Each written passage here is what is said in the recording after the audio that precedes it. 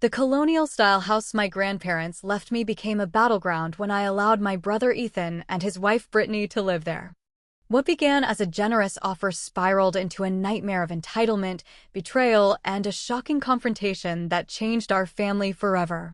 Before I continue this unbelievable story, let me know where you're watching from in the comments below, hit that like button, and subscribe to see more real-life family drama stories like this one. My grandparents raised me after my parents died in a car accident when I was just 7 years old. Their beautiful colonial-style home in suburban Boston was my sanctuary, filled with warmth and cherished memories. My grandfather taught me to fish in the nearby lake, while my grandmother spent hours with me in her garden, teaching me the names of every flower and herb. The creaky third stair, the way sunlight filtered through the stained glass window in the foyer, the smell of my grandmother's apple pies cooling on the kitchen windowsill, every inch of that house held pieces of my heart. When my grandfather passed away 5 years ago, their loss devastated me, but I found some comfort in our final conversations. My grandmother would hold my hand, telling me stories about the house, how they'd saved for years to buy it, how they'd raised their children there, and later me. This house has been filled with love, she told me one evening as the sunset painted her bedroom walls in soft pinks and golds. Promise me it always will be, Sammy. When their will was read, I was shocked to discover they'd left the house solely to me. My brother Ethan was given their savings and investment portfolio, substantial in its own right, but not the family home he'd expected to at least partially inherit. The lawyer explained my grandparents felt I had a deeper connection to the property, having lived there my entire life, while Ethan had moved away for college and settled in another city. Ethan's initial reaction was a mixture of jealousy and understanding. "They always did favor you," he said during a tense coffee meeting after the reading of the will. His words stung, but his expression softened moments later. "But I get it. That house is more yours than mine anyway." By then, I'd established myself as a successful architect with my own firm in Boston. I owned my own modern apartment downtown and a small vacation cabin in Vermont. Financially, I didn't need the house, but emotionally, I couldn't bear to sell it. When Ethan called me 6 months later saying he'd lost his job in marketing and was struggling to make rent with his wife Brittany, I saw an opportunity to help him while preserving my grandparents' home. I offered to let them live in the house for a drastically reduced rent of $800 per month, a steal considering the market value was closer to $2,500. "Are you serious?" Ethan had asked, his voice cracking with emotion. "Sam, this would save us. Brittany's been so stressed about money, and with her part-time job at the boutique. It's what Grandma and Grandpa would have wanted." She was a petite woman with carefully highlighted blonde hair and an infectious laugh. That day, she hugged me tightly, tears in her eyes. "I can't believe how beautiful this place is," she gushed. "Including Brittany. She's sensitive about accepting help," he explained. "Let's just tell her it's still technically Grandma and Grandpa's house that you're managing as part of the estate. It'll be easier for her pride." I agreed, wanting to make the transition smooth for everyone. Looking back, that well-intentioned deception was my first mistake. For the first few months, everything seemed perfect. Ethan found a new job, albeit with a lower salary, and Brittany sent me enthusiastic texts about her garden plans, asking if she could plant hydrangeas like my grandmother had. Then came the first red flag. I stopped by one Saturday to drop off some old family photos I'd found and noticed the living room had been completely rearranged. The antique furniture my grandparents had carefully collected over decades had been replaced with modern pieces I didn't recognize. "We needed a fresh start," Brittany explained, not quite meeting my eyes. "Those old pieces were so dated." "Don't worry, they're safe in the basement." I swallowed my objections, reminding myself they needed to feel at home. But when I later checked the basement and found my grandfather's beloved reading chair with a broken leg and my grandmother's china cabinet missing entirely, something inside me tightened with unease. "It's just furniture," I told myself, even as I felt my grandparents' memory being carelessly erased. "The important thing is helping Ethan." That became my mantra over the next year as Brittany's gratitude morphed into something darker, a sense of entitlement that grew with each passing month. The $800 rent checks sometimes came late, sometimes not at all until I gently reminded Ethan. "Sorry, things are tight this month," became his standard response. Even as I noticed Brittany's social media showcasing expensive salon visits and shopping sprees. Still, I said nothing, convinced I was doing the right thing by keeping the peace. All the while, the subtle transformation of my childhood home continued, piece by piece, memory by memory, until I hardly recognized it anymore. 2 years into our arrangement, the situation had deteriorated significantly. What began as occasional boundary issues had evolved into Brittany treating the house as her exclusive territory, with me as an unwelcome intruder rather than the legal owner. The first major incident occurred when the kitchen sink developed a serious leak. I received a frantic call from Ethan while he was at work. "Sam, there's water everywhere. Can you check on it? I've called a plumber, but he can't come until tomorrow." I overheard Brittany complaining to Ethan at a family barbecue, not realizing I was around the corner. "She's always hovering, always checking up on us like we're children. It's like she can't accept that it's our house now. Your grandparents would have wanted us to make it our own." Ethan's response was weak, non-committal. "She's just attached to the place, babe. You know how she is. Well, she needs to get over it. I'm tired of feeling like we're living in a museum. I want to paint the dining room." The charming 1950s tile my grandmother had lovingly maintained was gone, replaced with cold granite. "Surprise," Brittany announced proudly. "Isn't it gorgeous? So much more functional now." My stomach dropped. "30,000. Don't worry," she said, misinterpreting my shock. "We're sending you the receipts. Since it's a permanent improvement to the property." Never once had they consulted me about these major renovations, let alone discussed who would pay for them. When I later tried to address it with Ethan, he became defensive. "The kitchen needed updating, Sam. Those old cabinets were falling apart." "That's not the point, Ethan. This is still legally my house. You can't just make major structural changes without discussing it with me first." "Your house," he scoffed. "You're always reminding me of that, aren't you? We've been living here for years, paying rent, taking care of the place. At what point does it become our home too?" I wanted to remind him of the significantly reduced rent, the skipped payments I'd never pressed him about. The fact that they were living in a property worth nearly $1 million for a fraction of its market value. Instead, I backed down, not wanting to further damage our already strained relationship. Meanwhile, Brittany's social media became increasingly focused on their home renovations. "So blessed to finally have my dream kitchen in our forever home," she posted, alongside photos of the space I barely recognized. Comments from friends praised their good taste and investment in their property. Each post twisted the knife deeper. The situation reached a breaking point when I discovered through mutual friends that Brittany was hosting a lavish housewarming party. Jessica, my college roommate who remained close with both of us, mentioned it casually over coffee.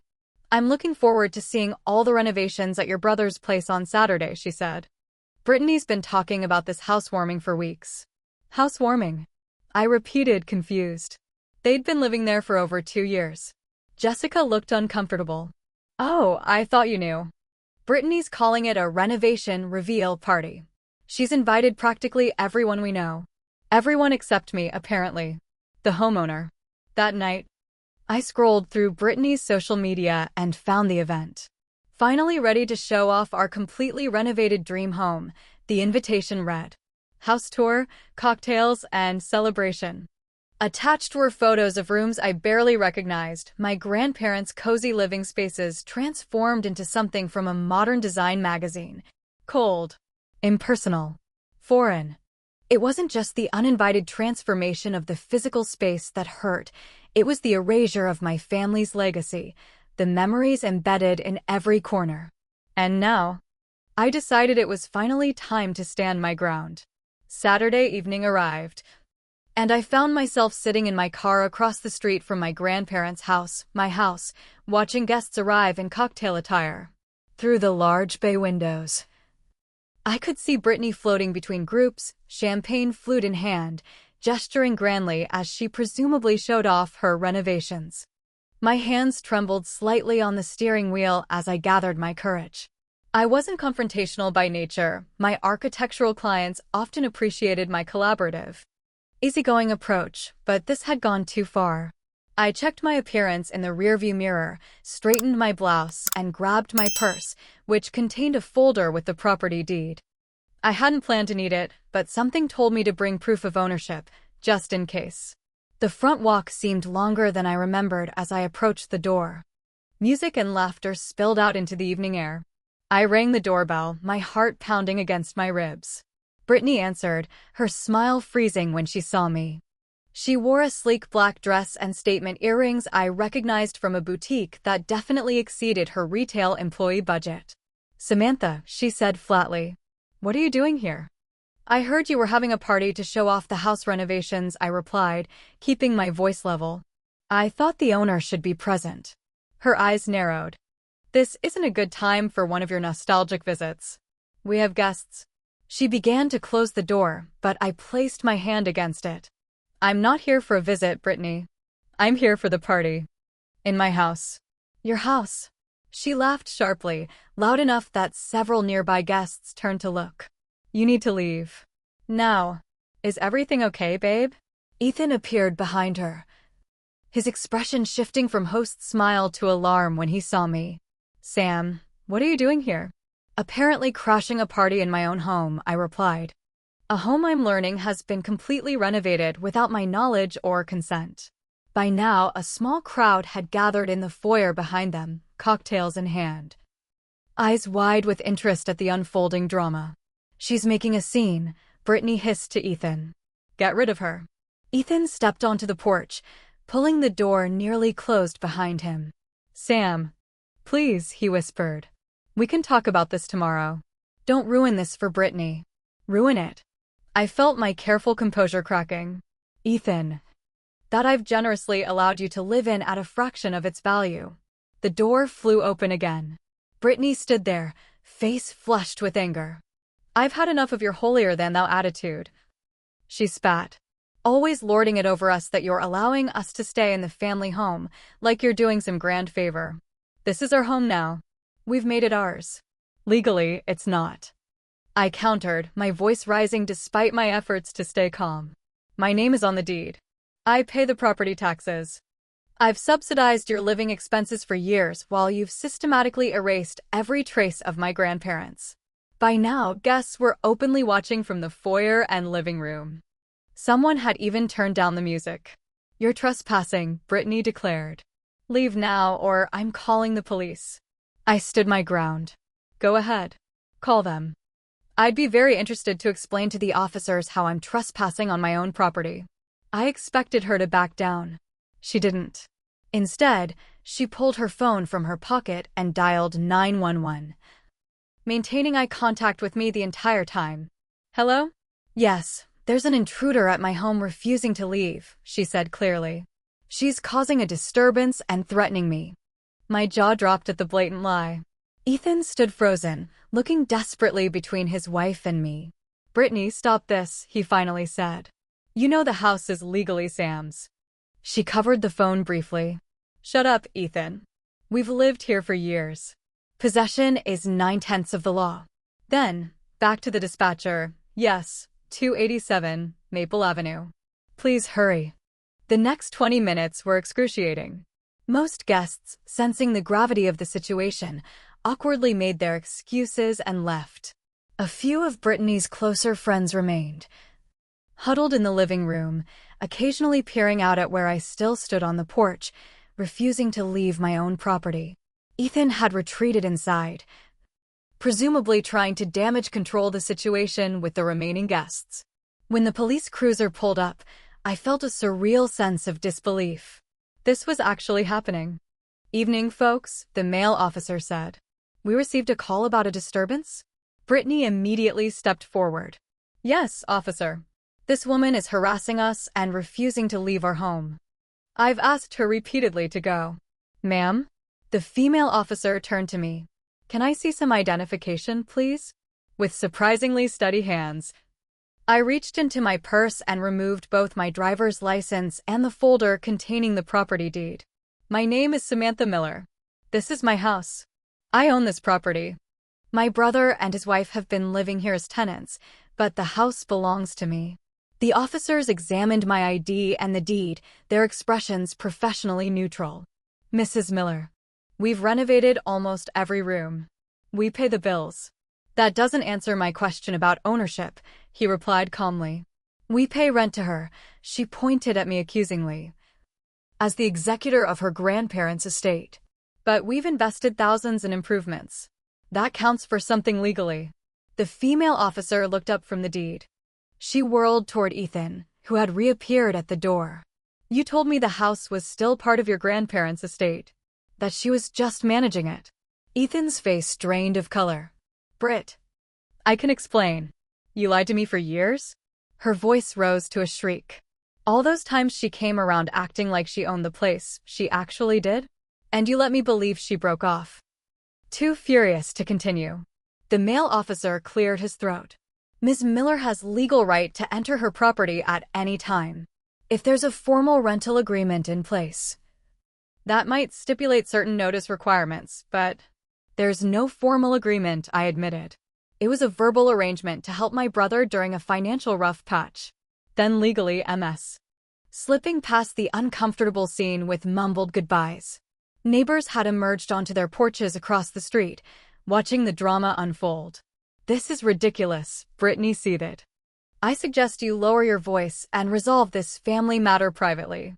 There's no police issue here. The property owner has a right to enter her property. Fine, Brittany snapped. Come in. They advised me to formalize any rental arrangement in writing and wished me luck before returning to their cruiser. As I stepped into my grandparents' home, now nearly unrecognizable, I felt a strange mixture of vindication and deep sadness. I'd stood my ground. But at what cost to my relationship with my only brother? Ethan stood in the foyer, looking deflated and caught between two worlds. Brittany had disappeared upstairs, where I could hear doors slamming. You should have told her the truth from the beginning, I said quietly. I know, he replied, unable to meet my eyes. I just didn't want to feel like a charity case. And then too much time passed, and it got harder to come clean. Around us, half-empty champagne glasses and abandoned hors d'oeuvres sat on surfaces throughout the house, evidence of a celebration cut abruptly short. I picked up a photo frame from the entry table, a picture of Brittany and Ethan smiling in front of the house. This isn't sustainable anymore, Ethan. You know that, right? Before he could answer, leaving me alone in what used to be my sanctuary, but now felt like hostile territory. The morning after the party disaster, I woke to my phone buzzing incessantly with notifications. With a sense of dread, I opened my social media to find Brittany had gone on a public rampage, painting herself as the victim of a cruel power play. When family betrays you and tries to make you homeless, her post began. After years of renovating and caring for a house, apparently it can be ripped away on a whim. Blood isn't always thicker than water. Sometimes it's just as toxic. The comments section overflowed with sympathetic responses and outraged reactions, most from people who didn't know the full story. Several family members had taken sides already, with cousins and aunts weighing in without bothering to ask me for my perspective. I was contemplating how or if to respond when Ethan called. Sam, I'm sorry about last night, he began, his voice rough as if he hadn't slept. Brittany's still pretty upset. I gathered that from her social media attack, I replied coolly. He sighed. She feels humiliated and betrayed. I'm not excusing her behavior, but could you maybe give us some time? Called the police on me, and is now publicly dragging my name through the mud. I know, he said hastily. It's just, we've built a life here, Sam. And Brittany's put so much of herself into the house. With my money, I reminded him. Money I never agreed to spend. We can pay you back for the renovations, eventually, he offered weakly. I sat in my apartment staring at the wall, replaying years of enabling their behavior. The reduced rent they often paid late or not at all. The changes to the house I'd swallowed my objections to. The gradual erosion of my connection to my own property. That afternoon, I called my friend Julia, a real estate attorney. "You've been letting them live there without a formal lease?" she asked incredulously after I explained the situation. "Sam, that was your first mistake." "I know that now," I admitted. "What are my options?" "Legally, you have every right to evict them," she said. "Without a lease, they're month-to-month tenants at best. You could give them notice to vacate, 30 days in Massachusetts. And if I wanted to formalize the arrangement instead, that's also an option. Draw up a proper lease with clear terms about renovations, responsibilities, and consequences for late payments." "But Sam," her voice softened, "from what you've told me, it was the fundamental disrespect and entitlement Brittany had developed and that Ethan had enabled." After careful consideration, I drafted a formal letter giving them two options. Sign a proper lease agreement with market rate rent and strict renovation guidelines, or vacate the property within 60 days. I sent it by certified mail, ensuring they couldn't claim it never arrived. 3 days later, Ethan called, his voice tight with anger. "An eviction notice, Sam? Really? That's how you want to handle this?" "It's not an eviction notice," I corrected him. "It's an offer to formalize our arrangement or end it. At triple the rent." "You know we can't afford that." "That's market rate, Ethan. I've been subsidizing your housing for years. I can't do it anymore, especially given recent events." Brittany's devastated. She's been crying for days. I bit back a retort about Brittany's crocodile tears. "I'm sorry to hear that. But my decision stands. You have options here." The following weeks brought an escalation I hadn't anticipated. First came the silence, complete radio silence from both Ethan and Brittany, ignoring my attempts to discuss the situation rationally. Then, during a drive-by to check on the property, I noticed a moving truck. Feeling cautiously optimistic that they'd decided to leave amicably, I parked across the street and watched. But rather than moving out furniture, my follow-up text received a chilling response: "We're taking what we paid for. The rest is yours." My next visit revealed even worse damage. Holes had been punched in several walls. The hardwood floor in the dining room had deep scratches, as if something heavy had been dragged across it deliberately.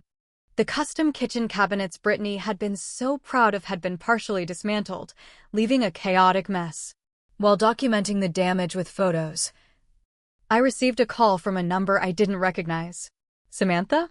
This is Howard Hayes, Brittany's father." My stomach tightened. I'd met her parents only twice at family gatherings, finding them polite but distant. "Mr. Hayes, Save it," he cut me off. "I'm calling to inform you that we're considering legal action for the improvements made to your property. Brittany and Ethan have invested significant personal funds in renovations that have increased the property value substantially. Those renovations were made without my knowledge or consent, and I suggest you advise your daughter that vandalism is a criminal offense." The conversation ended with mutual threats of legal action. I immediately called Julia again, who advised me to continue documenting everything and to file a formal police report about the damage. 2 days later, returning to check on the house again, I discovered the locks had been changed. Standing on my own porch, key useless in my hand, I felt a surge of indignation that overwhelmed any remaining family loyalty. I called the police myself this time. A locksmith had been authorized to open the door. Inside, the destruction was even worse than I'd feared. More fixtures missing, more deliberate damage. The officer walked through with me, taking notes and photographs for an official report. "You'll want to file for a formal eviction immediately," she advised. "This is beyond a family dispute now."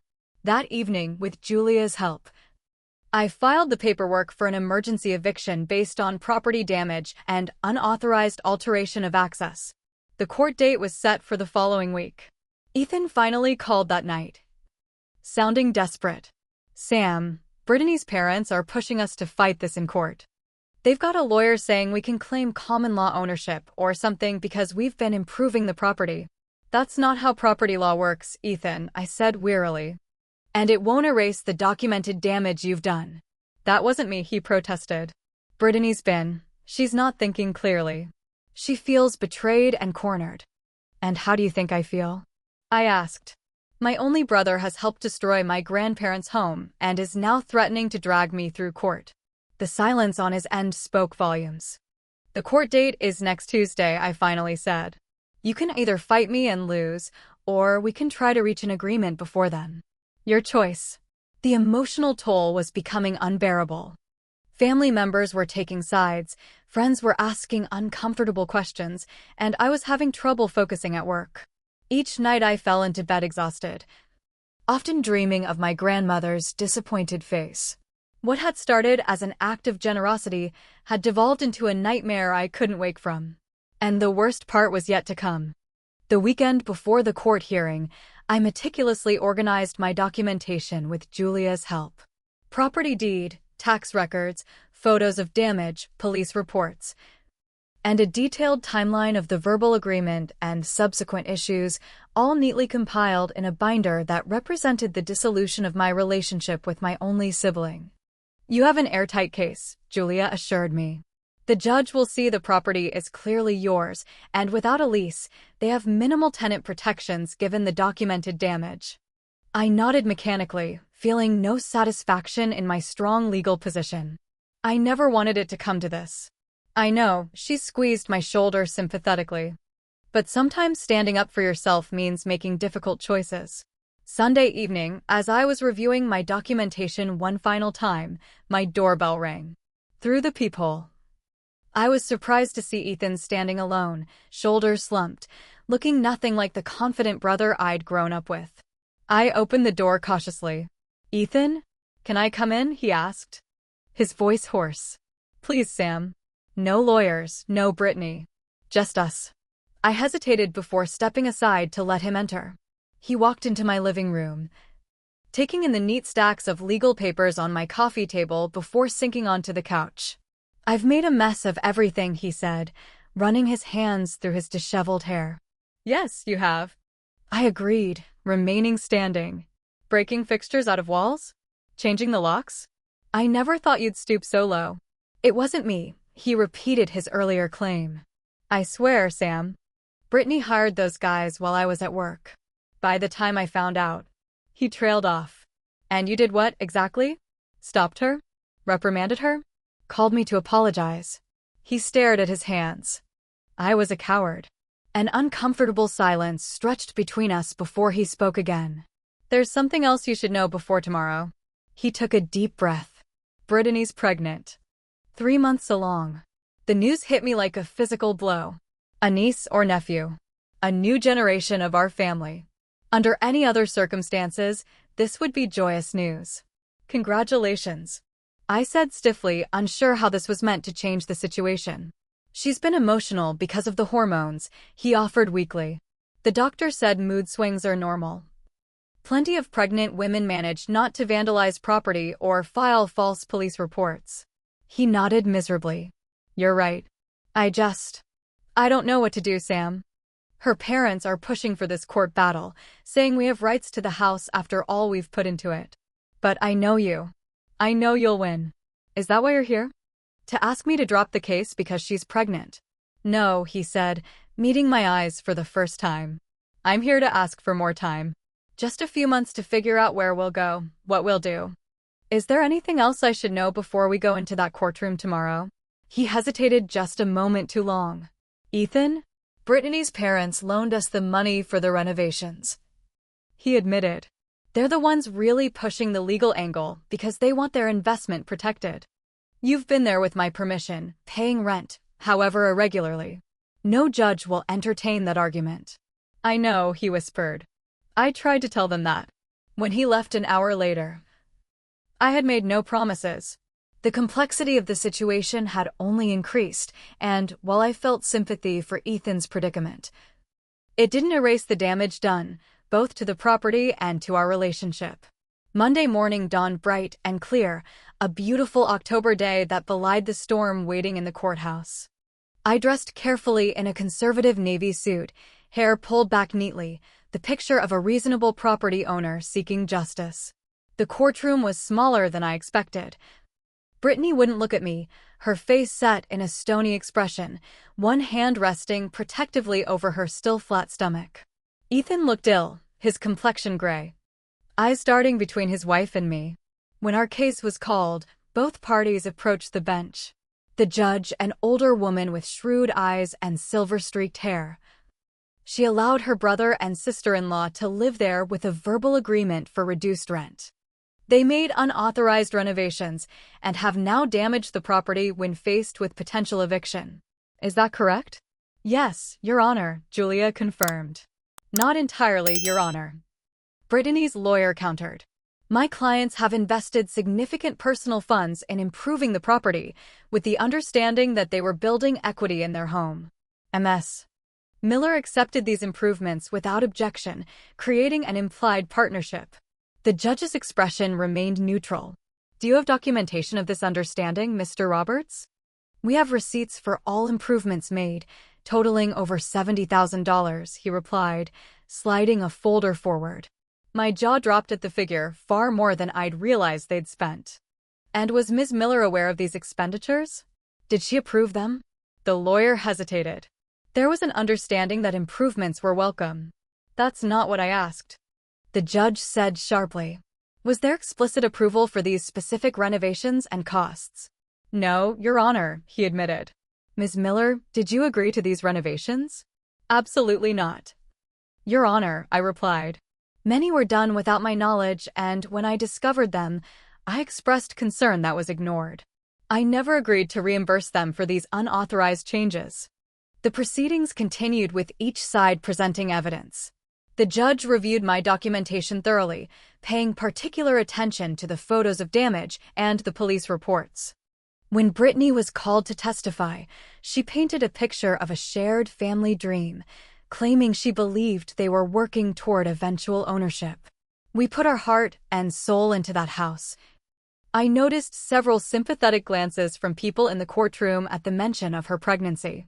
And yet, the judge observed, when faced with potential eviction, she was trying to throw us out after years of letting us believe the house would be ours. My parents helped us pay for renovations because we all thought it was an investment in our future. Was this belief based on anything Ms. Miller actually said? The judge pressed. Ethan told me, Brittany began, then stopped abruptly, looking at her husband. Mr. Miller. The judge turned her attention to my brother. Did your sister ever indicate the house would eventually belong to you? Ethan looked trapped, glancing between his wife and me. No, Your Honor. He finally admitted. Sam, Ms. Miller, was clear that she was allowing us to live there to help us financially. I may have led Brittany to believe otherwise. Brittany gasped, her face flushing with anger. Ethan. Order, the judge warned before turning back to my brother. So you misrepresented the arrangement to your wife? Yes, he said quietly. The judge took only a brief recess before returning with her decision. The property clearly and legally belongs to Samantha Miller, she began. There is no documentation supporting any claim of ownership by Ethan Miller and Brittany Hayes, nor any evidence of an agreement regarding the renovations. The damage to the property is well documented and unjustifiable. Brittany began to cry, while her father's face reddened with anger. However, the judge continued, given the circumstance of Ms. Hayes' pregnancy, I am granting a 30-day extension before eviction must be completed. This should provide adequate time to secure new housing. During this time, no further modifications or removals from the property are permitted. Any additional damage will result in immediate eviction and potential criminal charges. She looked directly at Brittany. I strongly suggest you use this time wisely, Ms. Hayes. Outside the courthouse, Brittany stormed ahead toward her parents' car without looking back. Ethan lingered, clearly torn. I'm sorry, Sam, he said, eyes glistening. For everything. Why didn't you just tell me the truth from the beginning? I asked. About what you told Brittany about the renovation plans? I don't know. My brother turned and walked away, leaving me standing on the courthouse steps with a legal victory that felt hollow. That evening, I sat alone in my apartment surrounded by family photos. Confidants and allies in navigating life after our parents' death. Now, I wondered if we would ever find our way back to that relationship. or if today's court battle had severed our bond permanently. A week after the court ruling, life had settled into an uneasy holding pattern. I had heard nothing from Ethan or Brittany, though mutual friends reported they were actively apartment hunting. The property remained in limbo, legally mine, but still occupied by them for the next 3 weeks. I had thrown myself into work, accepting a major commercial project that required long hours and intense focus. It was easier than dwelling on the family fracture that seemed increasingly permanent. Late Thursday afternoon. I was reviewing blueprints in my office when my assistant knocked on the door. "There's an Ethan Miller here to see you," she said. "No appointment. Should I tell him you're busy?" I hesitated, surprised by his appearance at my workplace. "No, it's fine. Send him in." Ethan entered looking better than he had in court, less haggard, though still carrying the weight of recent events in the slump of his shoulders. "Sorry to ambush you at work," he said, hovering awkwardly by the door. "It's okay." I gestured to the chair across from my desk. "Sit." He settled into the chair, fidgeting with his wedding band.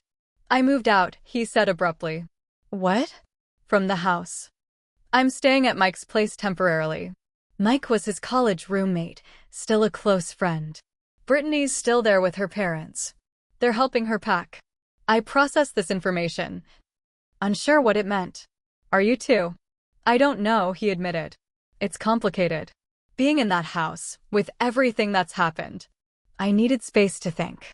He looked up, meeting my eyes directly for the first time. "And I needed to talk to you without her influence. To explain some things I should have told you long ago." Over the next hour. "She couldn't stand that you were successful on your own while we needed help," he explained. "The house became her obsession, proving she could make it as beautiful and impressive as your apartment. Your life. The renovations? Started as minor updates but spiraled. Her parents kept funding it, seeing it as an investment. They genuinely believed I was part owner because that's what I let everyone think. When they found out the truth after the police incident, they pushed for the legal battle I finished. I didn't see it clearly until the court hearing, watching her turn on me instantly when I told the truth. "Why are you telling me all this now?" I asked. "Because I'm ashamed," he said simply. "Ashamed I let it get this far. Ashamed I damaged our relationship to protect my pride. Ashamed I didn't stand up sooner." He rubbed his face tiredly. "The pregnancy complicates everything. I want to be there for my child, but I'm starting to question whether Brittany and I should stay together. The person I've seen these past months, vindictive, destructive, that's not someone I want raising my kid." The raw honesty of his confession left me speechless. This was the brother I remembered, thoughtful, principled, capable of self-reflection. Before I could respond, my phone rang. The display showed an unfamiliar number. "Sorry, I should take this," I said, answering. "Hello, Ms. Miller? This is Officer Rivera from Boston PD. There's a situation at your Maple Avenue property you should know about." My heart sank. "What kind of situation?" "We've responded to a call about unauthorized removal of property." Whose expression shifted from confusion to alarm. "I'll be right there," I told the officer, hanging up. "Brittany's emptying the house with movers," I explained to Ethan. "Now, that's impossible," he said, standing quickly. "We agreed to take only our personal belongings. The furniture stays with the house." We rushed to my car, the 20-minute drive to the house passing in tense silence. As we turned onto Maple Avenue, we saw the police cruiser and a large moving truck parked in the driveway. Brittany stood on the front lawn. Hayes was supervising the removal of what she claims is personal property, Officer Rivera explained to me. The neighbor who called was concerned because items being removed appeared to be built-in features of the home. "She's stealing from the house," I said flatly. "It's not stealing if it's ours." Brittany shot back. "We paid for these things." "The dining set was my grandmother's," I pointed out. "It's been in the house for decades." "We refinished it," she argued. "That makes it ours now." Ethan stepped between us. "Brittany, stop. You know that's not true. We agreed to take only our clothes, electronics, and personal items. That was before you abandoned me," she spat. "All bets are off now." "Ma'am," Officer Rivera addressed Brittany, "I'm going to need to see receipts for any items you're claiming ownership of." My parents have all that. She replied dismissively. They've documented everything we've invested in this place. Then the items stay put until ownership can be verified, the officer said firmly. I'm halting this move immediately. Brittany's face contorted with rage. You can't do that. We have rights. Actually, she can, came another voice. We all turned to see an older man approaching from a sedan that had just pulled up, Brittany's father. And this has gone far enough. Daddy. Brittany's tone instantly shifted to wounded innocence. They're trying to stop us from taking our things. Mr. Hayes looked older than he had in court, the lines in his face deeper, his expression grim. I just got off the phone with our lawyer. Brittany. He made it very clear that we have no legal claim to built-in fixtures or furnishings that came with the house, regardless of refinishing. But you said? I know what I said. He cut her off, then turned to me. Ms. Miller, I owe you an apology. I was led to believe certain things about this situation that I've now discovered were misrepresentations. Brittany stared at her father in disbelief.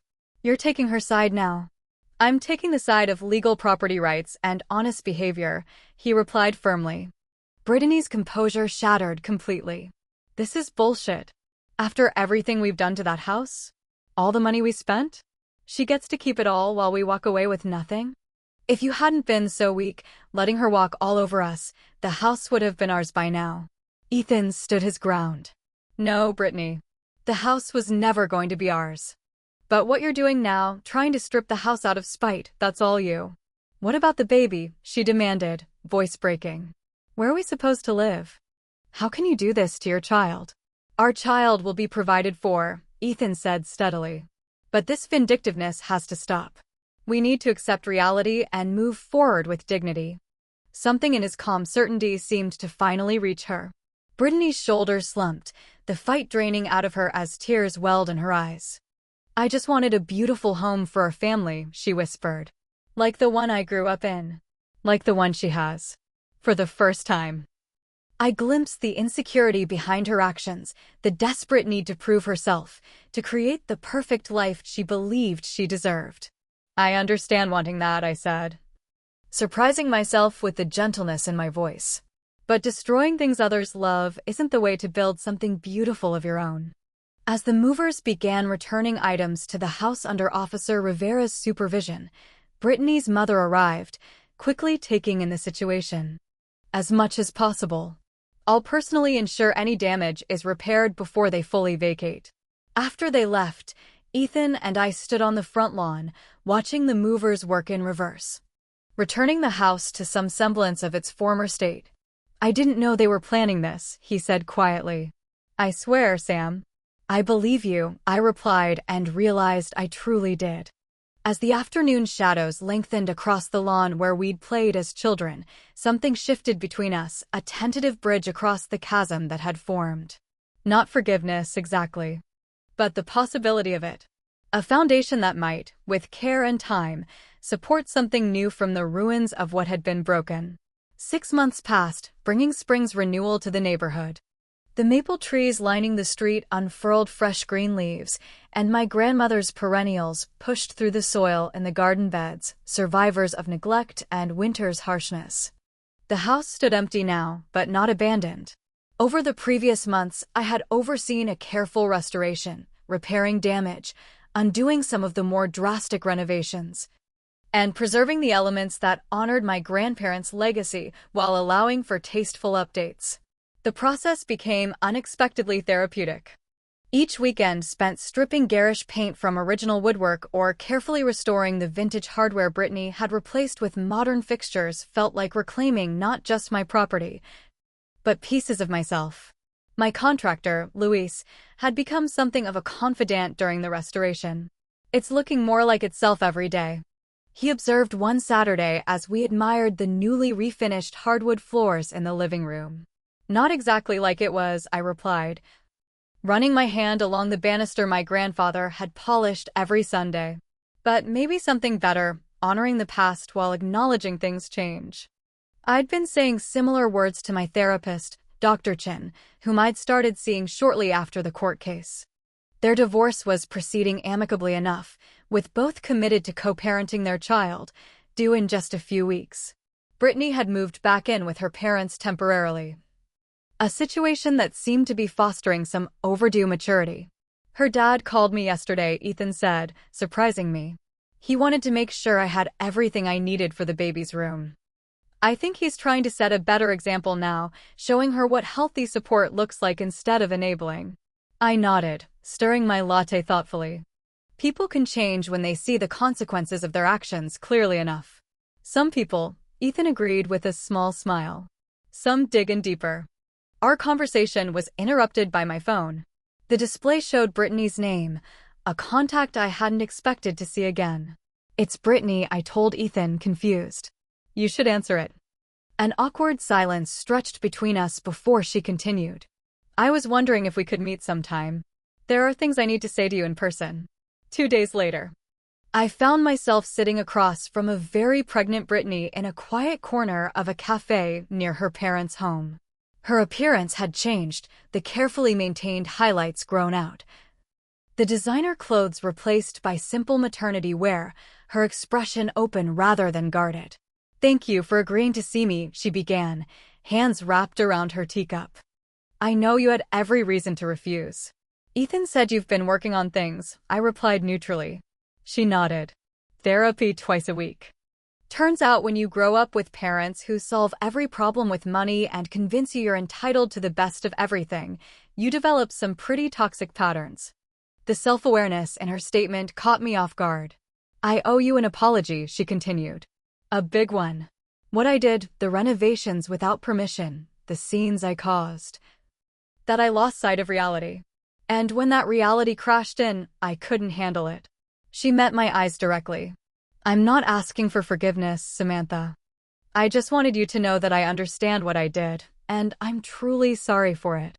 Something tight in my chest loosened slightly. Not forgiveness, not yet, but acknowledgement of her effort. What will you do now? I asked. After the baby comes? Get back on my feet. Find a job using my design background. Learn to live within my means. She gave a rueful smile. Basic adulting. Just a decade later than most people figure it out. As we parted, she hesitated before asking, the house, what will you do with it? I'm still deciding, I answered honestly. But whatever happens, it will honor what it meant to my grandparents. Their legacy deserves that. She nodded, understanding in her eyes. Yes, it does. That evening, I sat in the restored living room of my grandparents' house, my house, watching sunset paint the walls gold through the replaced stained glass panel. The space felt peaceful now, exorcised of recent turbulence and reclaimed as a sanctuary. My phone chimed with a text from Ethan. Decision made about the house? The question had been weighing on me for months. Keep it as a second home? Sell it to a family who would appreciate its character? Rent it at market value? None of those options had felt quite right. But sitting there in the gentle quiet, surrounded by memories both painful and precious, clarity finally came. The next morning, I called my attorney and set up a trust. The house would remain in my name, but rental income from it would be placed in an educational fund for my niece or nephew and any future children Ethan might have. When I explained the arrangement to Ethan over dinner that weekend, he was momentarily speechless. Sam, that's incredibly generous, he finally said, voice thick with emotion. It's what Grandma and Grandpa would have wanted, I replied simply. Their home continuing to support family in a healthy way. Besides, I added with a small smile, this way their great-grandchild gets the benefit without any of us repeating past mistakes. 2 weeks later, Abigail Grace Miller arrived in the world 7 pounds, 4 ounces of new beginnings. When I visited them in the hospital, Brittany surprised me by asking if I wanted to hold the baby. She should know her aunt, she said quietly as I cradled the tiny bundle. Looking down at Abigail's perfect face, I felt the final pieces click into place. The pain of the past year hadn't disappeared, but it had transformed into something instructive rather than destructive. The boundaries I'd fought to establish had created space for healing rather than further damage. Welcome to the family. Little one, I whispered to my niece. It's complicated, but we're working on it. In the months that followed, I found myself hosting small gatherings at my downtown apartment, casual dinners where Ethan would sometimes bring Abigail during his parenting time. Brittany and I maintained a cordial distance, exchanging pleasantries at necessary family functions, but otherwise giving each other space. The first tenants moved into the Maple Avenue house, a young professor and his wife, delighted by the character of the home and the neighborhood's charm. Each quarter, a statement arrived showing the growing educational fund for Abigail, a tangible symbol of how breaking unhealthy patterns could create new possibilities. One evening, as summer faded toward fall, I sat on my balcony reflecting on the journey of the past year. From the shock of betrayal to the pain of confrontation, from legal battles to tentative healing, each step had forced me to define my boundaries and stand firm in my worth. The house that had become a battleground now served its proper purpose once again, providing shelter, creating opportunity, honoring legacy. Not through martyrdom or appeasement, but through clear-eyed love that included healthy limits. The price of peace isn't surrender, Dr. Chin had told me in one of our sessions. It's the courage to draw lines that protect what matters while leaving space for growth. Looking out over the city lights, I felt profound gratitude for that hard-won wisdom. The path forward wasn't perfect or painless, but it was authentic and hopeful, built on truth rather than illusion, boundaries rather than walls. Don't forget to like this video if it resonated with you, subscribe for more real-life stories about navigating difficult family situations, and share with someone who might need encouragement to set healthy boundaries. Thank you for listening to my journey. And remember, sometimes the most loving thing you can do for others and yourself is to stand firm in your truth.